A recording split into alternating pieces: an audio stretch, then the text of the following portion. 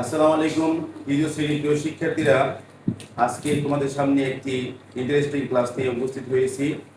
আজকে তোমাদের পড়াবো তোমাদের প্রাথমিক বইয়ের কিছু গুরুত্বপূর্ণ সংক্ষিপ্ত প্রশ্ন। কি শেখাবো? কিছু গুরুত্বপূর্ণ সংক্ষিপ্ত প্রশ্ন। প্রথমে শুরু করব সপ্তম অধ্যায় দিয়ে। সপ্তম অধ্যায় পেজ নং 82। এখানে কিছু সংক্ষিপ্ত প্রশ্ন আছে 1 থেকে 6 2 নং। দেখো, এই প্রথমে আমরা 82 পেজের সংক্ষিপ্ত দিয়ে শুরু করতেছি। দেখো, লেখা আছে তৃতীয় শ্রেণীর সংক্ষিপ্ত প্রশ্ন, অধ্যায় হলো 7। 1 নং বলছে একই সংখ্যা বারবার যোগ করাকে কি বলে? একই সংখ্যা বারবার যোগ করাকে কি বলে? দেখো, একটা সংখ্যা যে আমরা বারবার যোগ করি, এভাবে বারবার যোগ করি, একবার 3 যোগ করলাম, 3 3 6 হলো, আবার 3 যোগ করলাম, কত হলো 9। এভাবে বারবার যোগ করা কি বলে? আসলে যোগের একটা সংক্ষিপ্ত রূপ। আমরা যখন একটা সংখ্যা অনেকবার যোগ করি, এটা যোগ করতে গেলে অনেক সময় লেগে যায়। সেই জন্য যোগকে সংক্ষেপে করার জন্য একটা পদ্ধতি আবিষ্কৃত হয়েছে, সেটা হলো গুণ। যাকে বলা হয় যোগের সংক্ষিপ্ত রূপ। গুণকে বলা হয় যোগের সংক্ষিপ্ত রূপ।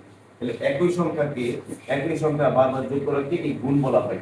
একই সংখ্যা বারবার যোগ করাকে গুণ বলা হয়। তাহলে দেখো, 1 নম্বর উত্তর তোমরা পেয়েছো। একই সংখ্যা বারবার যোগ করাকে কি বলে? একই সংখ্যা বারবার যোগ করাকে গুণ বলে। 2 নম্বর কি বলছে? 4 যোগ 4 যোগ 4 যোগ 4 যোগ 4, অর্থাৎ কি গুণ আকারে প্রকাশ করো। এটাকে গুণ আকারে প্রকাশ করতে বলছে। তাহলে দেখো, এখানে কিন্তু 4 যোগ 4 যোগ 4, এটা আমরা গুণ আকারে কিভাবে প্রকাশ করব?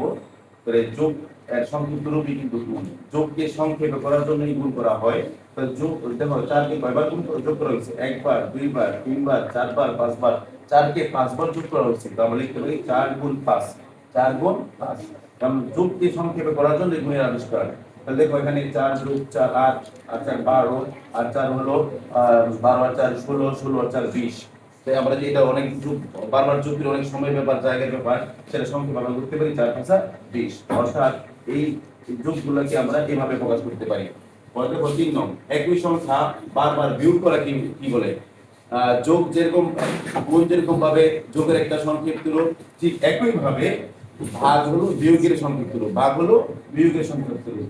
একই সংখ্যাকে বারবার বিয়োগ করাকে ভাগ বলা হয়। একটাকে বারবার বিয়োগ করা। ধরো তোমার কাছে 10 টাকা ছিল, তুমি 2 টাকা এক বন্ধুকে দিলা, আর ছিল 8 টাকা, আরো 2 টাকা আরেক বন্ধুকে দিলা, এখন ছিল 6 টাকা। আবার 2 টাকা আরেক বন্ধুকে দিলা, থাকবে 4 টাকা, আরেক বন্ধুকে 2 টাকা দিলা, আবার থাকবে 2 টাকা, আরেক বন্ধুকে 2 টাকা দিলা, এখন থাকবে না 8 টাকা। তাহলে এই আমরা বারবার বিয়োগ করলাম একটা সংখ্যা, একই সংখ্যা একটা সংখ্যা থেকে বারবার বিয়োগ করলাম। এটাকে সংক্ষেপে করার জন্য আমরা করতে পারি যে আমার কাছে 10 টাকা ছিল, আমি 2 টাকা করে দিব, কয়টা বন্ধুকে দিতে পারবো? তাহলে 5 10 5 মানে একই সংখ্যা থেকে যদি আমরা একটা সংখ্যা থেকে যদি একই সংখ্যা আমরা বারবার বিয়োগ করি, অনেক সময়ের ব্যাপার, আবার অনেক জায়গার ব্যাপার। তো এই বিয়োগটা কিন্তু আমরা সহজে করতে পারি ভাগের মাধ্যমে। দেখো, 10 টাকা যদি তুমি 2 টাকা করে দাও, 5 জন খেতে পারবা, 5 জন খেতে পারবা, এটা কিন্তু 5 জন কি বোঝায়? তাহলে আমরা একই সংখ্যা বারবার বিয়োগ করাকে ভাগ বলা হয়। একই সংখ্যা বারবার বিয়োগ করে কি বলে? দেখো, একই সংখ্যা বারবার বিয়োগ করাকে কি বলে? আমরা বলতে লিখবো ভাগ। এবার দেখো, 136 থেকে 4 কে কতবার বিয়োগ করা যায়? আমরা জানি বিয়োগের সংক্ষিপ্ত রূপ, ভাগ। তাহলে 136 থেকে আমরা 4 বিয়োগ করতে যাই, এটা অনেক জায়গার দরকার। সেই জন্য আমরা এটা বিয়োগ করব না, ভাগ করে এটা সমাধান করে দিব। 136 থেকে কতবার 4 বিয়োগ করা যায়? দেখো, যে 4 136 কে ভাগ করবা, 4 দ্বারা 136 ভাগ করলে 3 × 12, 2 আসলে 1 গুণের উপর থেকে 6 নামাবা। এবার 4 16 থেকে 4 ভাগ 4 থেকে 16, অর্থাৎ 136 থেকে 4 34 বার বিয়োগ করা যায়। তাহলে লিখলাম 34 বার। এবার দেখো 5 নং অঙ্ক, 7 কে 25 বার যোগ আকারে বিকল্প প্রকাশ করো। 7 কে 25 বার যোগ, তোমরা জানো যোগের একটা সংক্ষিপ্ত রূপ কি? গুণ। 7 কে 25 বার যোগ করাকে বিকল্প রূপে প্রকাশ করা মানে 7 গুণ 25। মানে যোগের যেহেতু বিকল্প সংক্ষিপ্ত রূপ হলো গুণ, তো যোগকে তুমি যদি অন্যভাবে প্রকাশ করতে চাও, তাহলে গুণ আকারে প্রকাশ করবে। বুঝতে পারছো? সেম একই ভাবে 3 বার 18 যোগ করলে বিকল্প রূপে প্রকাশ করো। 3 বার 18 যোগ করাকে বিকল্প রূপে, তো যোগের সংক্ষিপ্ত বলতে গুণ। তাহলে 18 সাথে তুমি 3 গুণ করে দিবা। 3 বার 18 যোগ করাকে, 3 বার 18 যোগ করা মানে একবারে ধরো, একবার তুমি 18 সাথে 18 যোগ করলা, তাহলে কত হলো? 18 আর 18 যোগ করলে হবে 36। আবার তুমি 18 যোগ করলা, কত? 4 1 4 5 54। তুমি আবার 18 যোগ করলা। এভাবে 3 বার 18 যোগ করার সংক্ষিপ্ত হলো 18 গুণ 3। 3 বার 18 যোগ করলে যা পাইবা, 3 বার 18 গুণ করলে তুমি তাই পাইবা। কারণ গুণ হলো যোগের সংক্ষিপ্ত রূপ। তাহলে আমরা 3 বার 18 কে যোগ 18 যোগ করাকে বিকল্প করে প্রকাশ করতে পারি 18 গুণ এভাবে। এবার আমরা চলে যাবো অষ্টম অধ্যায়। দেখো অষ্টম অধ্যায়ে আমি এখানে তিনটা সংক্ষিপ্ত লিখে রেখেছি। এক নম্বর সংক্ষিপ্তটা দেখো 72 ভাগ 8 গুণ 10 সমান কত। তাহলে এই নিয়মটা কিন্তু অনেকেই ভুল করে, কোনটা আগে সেটা বুঝতে পারে না। ভাগ আগে করবো না গুণায় করবো, নিয়মটা শোনো। ভাগ এবং গুণের মধ্যে যেটা আগে আসবে, অর্থাৎ বাম দিকে যেটা থাকবে সেটা কাজ আগে। দেখো ভাগ আগে না গুণ আগে? ভাগ আগে। তাহলে আমরা ভাগের কাছাই করবো। 72 কে 8 দিয়ে ভাগ করবো। 72 কে 8 দিয়ে ভাগ করলে 8 9 কত? 9 হয়। এই 9 এর সাথে 10 গুণ করবা, 9 10 90। বুঝতে পারছো? ভাগ পরে যাবো কেন? 5টি পেন্সিলের দাম 20 টাকা হলে 3টি পেন্সিলের দাম কত? তাহলে দেখো প্রথমে লিখবো 3টি পেন্সিলের দাম প্লাস লিখবা 3টি পেন্সিলের দাম। লেখার পরে কিন্তু 5টা পেন্সিলের 20 টাকা একটা দাম বের করবা। কেমনে বের করবা? ফার্স্ট 20 কে 5 দ্বারা ভাগ করলে একটা দাম বের হয়। 20 কে 5 দ্বারা একটা দাম বের হয়। যদি তিনটা দাম পেন্সিলের তিনটা গুণ করবা, তাহলে 20 কে 5 দ্বারা করে 4 5 এ 4 হয়, 4 আছে 3 গুণ 3 4 12। বুঝতে পারছো? দেখো তিন সংখ্যা থেকে বলছি এটা সমান কত হয়? আগে একটা গুণ একটা যোগ আছে, আমরা জানি যোগ এবং গুণ থাকলে গুণের কাছে আগে গুণ করবা। 5 20 100 100 মধ্যে 100 মধ্যে যোগ করবা, যেটা হবে 250। আশা করি সবগুলো ভাগ। এবার আমরা করব দ্বিতীয় শ্রেণীর প্রাথমিক গণিত বইয়ের সংক্ষিপ্ত প্রশ্ন, অধ্যায় নং 9। দেখো 9 অধ্যায়ে কিছু গুরুত্বপূর্ণ সংক্ষিপ্ত আমি তোমাদের পিছনে লিখে রেখেছি। তোমরা এই সংক্ষিপ্তগুলো অবশ্যই শিখবা তোমাদের বার্ষিক পরীক্ষার জন্য।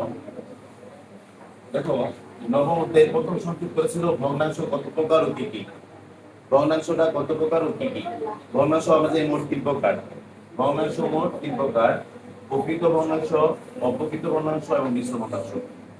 2 নং সংক্ষিপ্ত প্রশ্নটা হলো নবম অধ্যায়ের লব এবং হর কাকে বলা হয়। আমরা জানি ভগ্নাংশের উপরে যেটা থাকে সেটাকে বলা হয় লব এবং নিচে তাকে বলা হয় হর। ভগ্নাংশের উপরের অংশকে লব এবং নিচের অংশকে হর বলে। মনে রাখার জন্য একটা কথা বলে থাকে শিক্ষকরা, সেটা হলো দুধের হর থাকে উপরে আর অঙ্কের হর থাকে নিচে। নিচের অংশকে হর বলা হয়, এটা মনে রাখবা। দুধের হর উপরে, অঙ্কের হর নিচে, এটা মনে রাখার জন্য স্যাররা বলে থাকে। 3 নম্বর বলছে সমতুল ভগ্নাংশ কাকে বলে। সমতুল ভগ্নাংশকে বলা হয় দুই বা ততোধিক ভগ্নাংশের মান যা সমান হলে তাদেরকে সমতুল ভগ্নাংশ বলা হয়। অথবা এভাবে বলতে পারো, যে সকল ভগ্নাংশের মান সমান তাদেরকে সমতুল ভগ্নাংশ বলা হয়। যে সকল ভগ্নাংশের মান সমান তাদের কি বলে? সমতুল ভগ্নাংশ। 4 নম্বর দেখো কি বলছে, একটি ভগ্নাংশ লিখো যার হর হবে 7 এবং লব হবে 3। একটি ভগ্নাংশ লিখো যার হর হবে 7 এবং লব হবে 3। তাহলে ভগ্নাংশটি হবে হর, অথবা এইটা বলছিলাম হর থেকে নিচে, তো নিচে লিখবা 7, লব থেকে উপরে, উপরে লিখবা 3। পরে লব ও হরের মান সমান হলে ভগ্নাংশের মান কেমন হয়? হর এবং লবের মান সমান দেখো, হর ও 5 লব ও 5, তাহলে 5 দিয়ে 5 এর ভাগ করলে 1 হবে। হর এবং লবের মান সমান হলে ভগ্নাংশের মান হবে 1। 5 ভাগের 2 এর দুইটি সমতুল ভগ্নাংশ লিখো। 5 ভাগের 2 এর দুইটি সমতুল ভগ্নাংশ হলো এই 5 এবং হর উভয়কে 2 দ্বারা গুণ করবা। তাহলে 5 দুগুণে 10, 2 দুগুণে 4, 3 5 15, 3 দুগুণে 6। অর্থাৎ লব এবং হরকে একই সংখ্যা দ্বারা গুণ করলে আমরা সমতুল ভগ্নাংশ পাই। 5 কে 2 দ্বারা গুণ করবা, তাহলে 2 কে 2 দ্বারা গুণ করবা। 5 কে 3 দ্বারা গুণ করবা, তাহলে 2 কে 3 দ্বারা গুণ করবা। আর লাস্টে বলছে 7 নঙে 1 বিয়োগ 9 ভাগের 4 সমান কত। তাহলে এটাকে আমরা বিয়োগ করব। দেখো নিচে যদি একটা পূর্ণ সংখ্যা থাকে, একটা হর থাকে, যা তাই লিখবা। হর যা থাকে তাই লিখবা। এখন তোমার লসাগু পারবা না, নিয়ম হলো লসাগু করে করা, তো নিয়মটা মনে রাখবা। যদি নিচে কোনো সংখ্যা না থাকে তো গুণ করে দিবা, হরের সাথে গুণ করে দিবা। 9 কে 9, বিয়োগের বিয়োগ, যেহেতু হর মিলে গেছে, নিচে হর লসাগু নিচে আছে মিললে উপরে যা তাই লিখবা। 9 থেকে 4 বিয়োগ করলে হয় 5, এই হর যা ছিল তাই লিখবা। আশা করি সংক্ষিপ্ত সবগুলো বুঝতে পারছো। পরবর্তী ক্লাসে আমরা আলোচনা করব অধ্যায় 10 এবং অধ্যায় 11 কিছু গুরুত্বপূর্ণ সংক্ষিপ্ত নিয়ে। সে বন্ধু সবাই ভালো থাকো, আল্লাহ হাফেজ।